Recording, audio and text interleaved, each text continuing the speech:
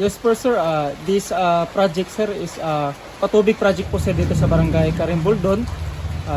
Ito po ay naisakatuparan dahil po sa suporta ng ating Regional Director, Police Brigadier General Jason C. De Guzman from Police Regional Office Bar, and also with the partnership with our local government unit spearheaded by Mayor Masurong, and also with the BLGU spearheaded by Kagawad Yasser Suminat Manalaw.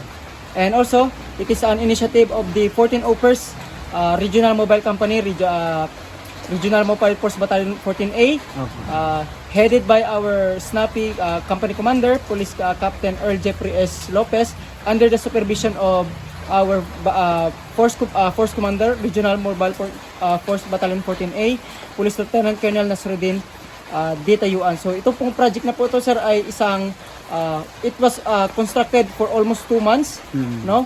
And also ang nagtrabaho po nito mismo ay ating mga kapulisan, member po ng aming company. Sila po ang patuloy po na ang gumawa ng paraan upang maisakatuparan po ang ating project. Ito po ay initiative ng ating mga tropa dahil alam po natin na itong Barangay Karimbuldon po ay sila po ay namumblema sa tubig. So according to the statistics and according to our barangay local government unit, almost 200 families po ang magiging beneficiaries po nitong project. Sir, nabanggit ninyo napakahalaga po ang proyektong ito. Napakalaking tulong din po ito sa ating mga kababayan dito sa Barangay Karim.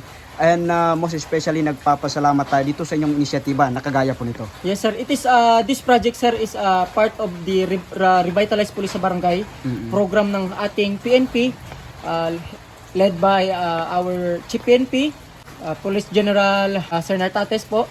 So ito po ang kanyang mga initiatives upang handog po natin sa taong bayan ang kagustuhan na ang pulis ay nandito kami para matulungan kayo, matulungan po ang ating mga barangay na naging membro ng GDAS or the Geographically Isolated and Disadvantaged Areas po sir. Bukod po dito sir sa ating patubig project, meron pa po ba tayo mga iba pang mga proyekto? Yes po sir, tuloy-tuloy po ang programa ng ating PNP sa mga bayan na hindi po naabot dati ng tulong ng gobyerno.